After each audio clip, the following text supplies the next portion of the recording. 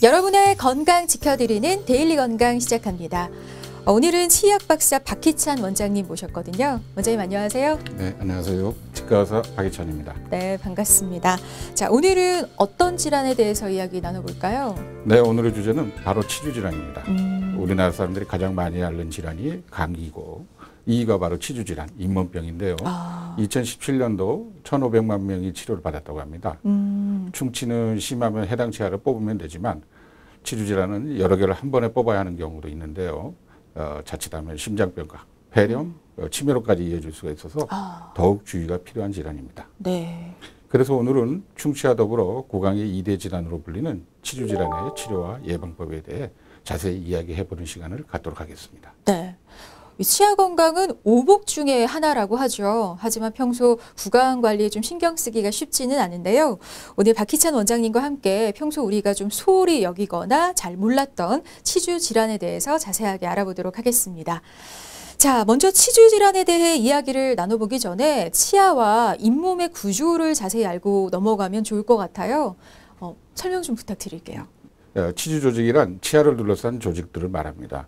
치아를 뼈내에 지지하는 치조골이 있고 치조골과 치아를 연결하는 중간에 치주인대가 있죠. 네. 이 치주인대가 연결된 치아의 부분을 배각질이라고 그러고 또 치조골을 덮는 잇몸으로 이루어졌다고 할 수 있겠습니다. 네, 각각의 역할이 있을 것 같은데요. 잇몸, 치조골, 치주인대 각각 어떤 기능을 맡고 있나요?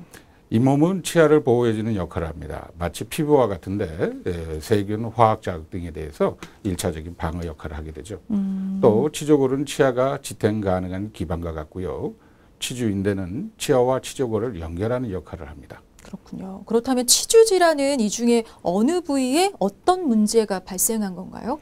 치주 질환은 잇몸병이라도 하는데 치아 주위 조직, 즉 잇몸이나 치조골에 염증이 생기는 것을 말합니다. 그러니까 치주 질환은 치아가 아니라 잇몸 쪽에 생기는 문제라는 거 기억해 두시면 좋을 것 같습니다.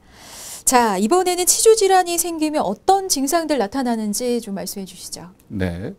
초기에는 증상이 없는 경우도 많지만 흔한 자각 증상으로는 잇몸이 빨갛게 붓고 출혈이 나타납니다. 칫솔질을 꼼꼼히 한다면 어느 정도 증상이 회복될 수는 있지만 간단한 스케일링 통해서 치석을 제거하면 아주 효과적이라고 할 수 있겠습니다. 염증이 진행된 상태의 치주염은 잇몸이 붓고 아픈 데다가 구취가 나고 치아와 잇몸 사이에서 고름이 나오게 됩니다. 또한 씹을 때 불편하고 더욱 심한 경우에는 치아가 흔들리거나 또 아주 심하면 저절로 빠지기도 하죠. 때로 치아 사이가 벌어져서 음식물이 자주 끼거나 잇몸이 아래로 내려가 치아 뿌리가 보이는 경우도 있습니다. 네. 어떤 종류의 통증이든 증상이든 좀 이상이 생겼다면 바로 병원에 가셔서 검진 받아보시는 게 좋을 것 같습니다. 자, 근데 이런 치주 질환 주된 원인은 대체 뭘까요? 네. 치주 질환의 원인은 이제 국소적인 원인과 전신적인 원인으로 분류하게 되고요. 주된 원인은 치태와 치석입니다. 치주 질환의 대표적인 원인인 이 치석은 쉽게 말씀드려서 그냥 세균 덩어리라고 이렇게 보시면 되는데 식사 후 치아 사이에 치아 관리를 소홀히 하거나 치아와 잇몸에 축적될 경우 이 치석이 염증이 일어나게 되는 것입니다.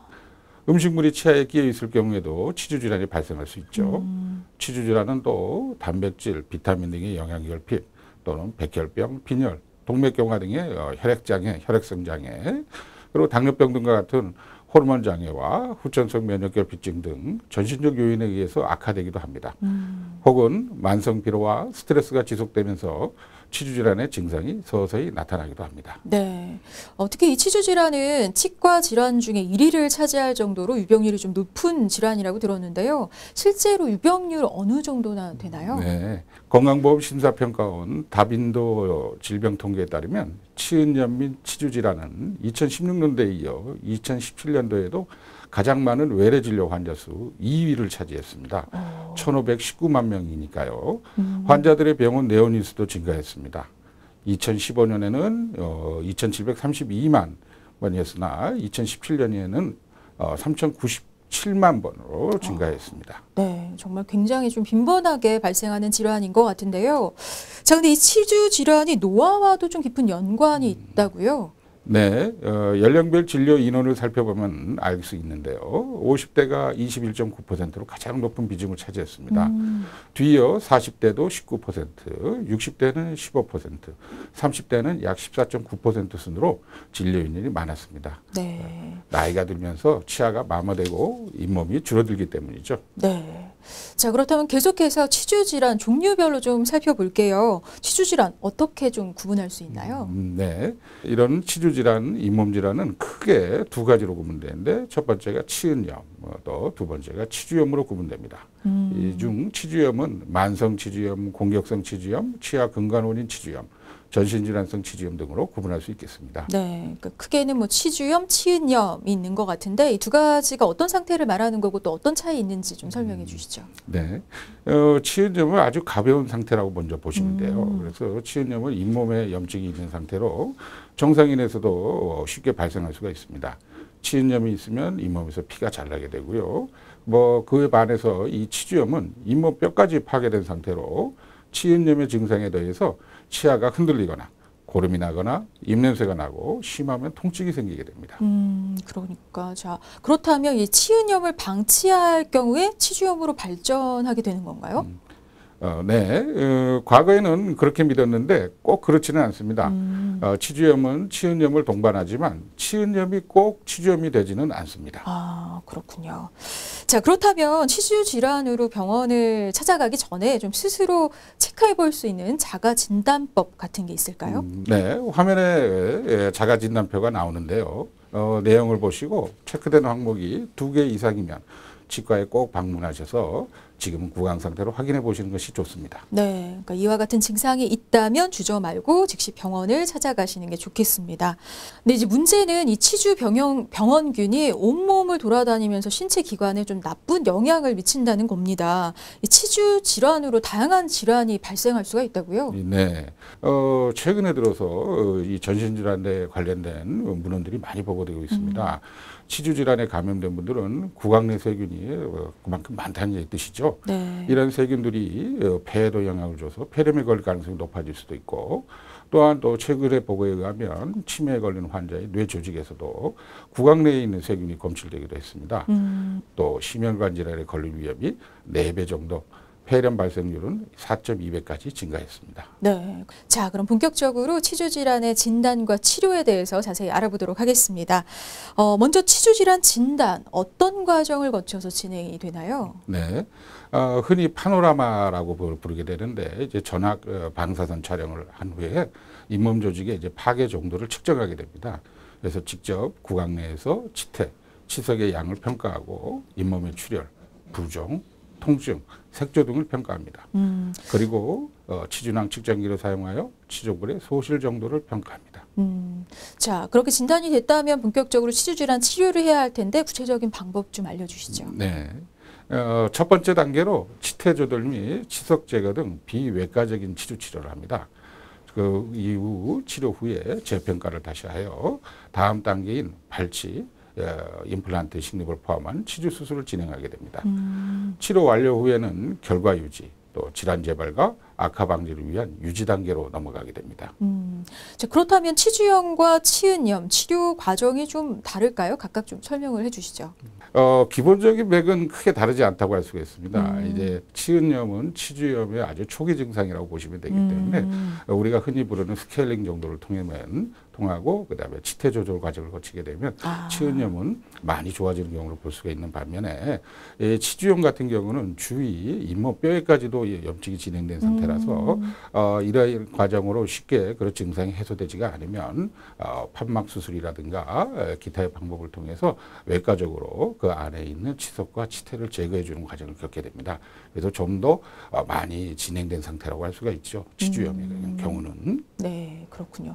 자, 그렇다면은 보통 치료 기간은 어느 정도 잡아야 할까요? 네, 그 초기 증상인 치은염의 경우에는 1년에 한 2번 정도의 그 스케일링과 그 치근 활tek수를 통하게 되면 정상 범주로 회복되는 것을 쉽게 볼 수가 있고요. 그렇지만 이제 그 중증 상태인 치주염의 경우에는 일반적인 이런 치료를 통해서도 원상 회복이 상당히 불가능한 경우가 많습니다. 아, 네. 그래서 현재 상태를 유지해 주는 정도라고 해야 될까요? 이전에 젊었을 때 건강한 잇몸으로 돌아가기는 참 힘들죠. 그렇군요. 정말 미리미리 관리 잘해야겠다는 생각이 드는데요. 자, 근데 치료를 받은 후에 후유증이나 부작용 같은 건 없을까요? 글쎄 크게 특별한 후유증 부작용은 없는데요. 흔하게 이제 그 환자분들이 하신 얘기가 이런 치료를 하게 되면 이가 시리다. 결국 치아가 과민해진다 이렇게 볼 수 있습니다. 특히 찬물 또는 어떤 분들은 이제 뜨거운 물에서도 통증이 느끼는 분들이 있죠. 또한 이거 일시적으로 주변을 깨끗하게 청소를 해줬기 때문에 몇 주에서 몇 달간의 치아의 흔들림, 동요도가 조금 심해지는 경우가 있습니다. 그렇지만 이런 증상은 대부분 시간이 지나면 치유되어서 괜찮아집니다. 네. 자, 그렇다면 치주 질환을 치료한 후에 좀 관리도 잘해야 할 것 같은데 어떤 관리가 필요할까요? 네. 치료로 현재 진행되고 있는 치주질환은 완전히 멈출 수는 없습니다. 네. 치주질환의 원인인 플라그와 치석을 주기적으로 제거해주는 것만이 가장 효과적인 방법이라고 할 수가 있겠습니다. 네, 아까 뭐 스케일링 얘기도 하셨지만 또 정기적인 스케일링도 치주 질환 예방에 좀 도움이 될 것 같은데, 자, 어느 정도 간격으로 스케일링을 받는 게 좋을까요? 스케일링은 잇몸 상부에 있는 치태와 치석을 물리적으로 제거하고 거친 치아 표면을 매끄럽게 하는 가장 기본적인 방법입니다. 그래서 스케일링을 통한 세균 제거 효과는 약 3개월 정도로 알려져 있습니다. 그러나 관리가 부족하신 분들은 3개월에 한 번씩을 받는 것을 추천드리고요. 또 스스로 열심히 관리하시는 분들은 6개월에 한 번 정도 받으시는 것도 좋은 것 같습니다. 네, 그렇군요. 특히 또 주기적으로 치과 검진을 받는 것도 굉장히 중요한 걸로 알고 있는데 어느 정도의 텀으로 치과를 좀 방문하면 좋을까요? 제 개인적인 소견임을 전제로 말씀드리면 6개월에 한 번 정도는 치과를 또 가까운 치과를 방문하셔가지고 구강 검사를 받으시는 게 어떨까 싶습니다. 모든 질환이 다 그렇지만 그 초기에 발견하는 게 가장 중요하거든요. 네. 네, 저희 치주 질환에 대해서 자세하게 알아보고 있는데요. 계속해서 여러분이 잘못 알고 계시는 치주 질환에 대한 상식 제대로 짚고 넘어가 보도록 하겠습니다. 팩트체크, 오해와 진실. 제가 질문 드리면 O나 X로 대답해 주시면 됩니다. 먼저 첫 번째 질문 볼까요? 잇몸은 한번 나빠지면 다시 좋아지기 어렵다. 맞을까요, 선생님? 네, 맞습니다. 아, 오군요. 치주질환은 그 치아 뿌리를 둘러싼 턱뼈의 일부분인 치조골이 녹아서 없어지는 병이기 때문에 한 번 없어진 치조골은 현대의학으로 회복이 불가능하다고 할 수 있겠습니다. 네, 그러니까 한 번 없어진 치조골은 회복이 불가능하다고 하니까 건강할 때 미리미리 잘 지키시는 게 중요할 것 같습니다. 자, 두 번째 질문 이어가 보겠습니다. 치주 질환이 있을 때 소금으로 잇몸을 마사지해주면 좋다. 아무래도 뭐 소금이 살균 효과도 있다고 하고요. 또 소금으로 치아도 닦고 하잖아요. 좋을 것 같기도 한데 어떨까요, 선생님? 네. 답은 X가 되겠습니다. X예요. 네. 예로부터 치약 대용으로 많이 써왔던 소금은 알갱이가 크다 보니까 잇몸에 손상을 줄 수도 있고요. 네. 치약 대신 소금을 쓰는 것은 적합하지가 않습니다. 네. 자, 그럼 마지막 질문 살펴보겠습니다. 입을 벌리고 자면 치주 질환에 잘 걸린다. 뭐 벌린 입 속으로 이렇게 세균 들어가서 그런 건가요? 뭐, 네, 올까요, 있을까요? 네, 답은 네, O입니다. O예요. 잠이 들면 아무래도 침 분비가 줄어드는데요. 게다가 이제 입까지 벌리고 자면 이제 또 뭐 코를 고시거나 이렇게 되면요, 이제 입이 마르게 되고 결국 이제 침이 줄어들고 그래서 이렇게 구강내를 깨끗하게 해주는 침의 어떤 자정작용이 줄게 됩니다. 그래서 입냄새가 나게 되고 또한 치주 질환에 걸릴 확률이 높아지게 됩니다. 네, 자, 치주 질환에 대한 오해와 진실 체크해 봤습니다. 자, 대부분의 구강 질환이 그렇겠지만 발병하기 전에 미리미리 예방하는 게 굉장히 중요하죠. 치주 질환을 예방할 수 있는 생활 속에 뭐 좋은 습관 이런 거 있으면 좀 짚어주시죠. 네, 잇몸 치료의 시작은 꾸준한 양치질과 치실 또는 치간 칫솔 또는 구강 세척기 사용을 통한 자가 관리가 가장 중요하고 또 3개월에서 6개월 주기로 치과를 방문하여 예방적 관리를 하는 것이 중요합니다. 치태 염색과 세균 검사를 통해서 평상시 양치 습관을 점검하고요. 양치질 또 위생 교육을 통해 이러한 질환을 초기에 예방하고 초기에 잇몸 문제를 쉽게 해결할 수 있을 것입니다. 네. 발치 전 잇몸 치료 또 잇몸 치료 전 예방 치료를 기억하시기 바랍니다. 네. 자, 아쉽지만 이제 마무리할 시간이 다 됐는데요. 마지막으로 치주 질환에 대해서 좀 당부하고 싶은 말씀 있으면 해주시죠. 네, 우리가 보통 자각 증상이 없기 때문에 그리고 또 흔하게 그 스케일링이나 이런 걸 주변에서 많이 권유나 얘기를 들었음에도 불구하고 막연한 그 치과에 대한 두려움, 공포심으로 네. 치과 방문을 꺼려하시는 분들이 주변에 많이 있습니다. 네. 그러다 보면 보통 한 40대 또 50대 정도에 이제는 아프니까 견딜 수가 없어서 마지막에 이제 가족분들하고 같이 이렇게 오시는 분들도 네. 계신데요.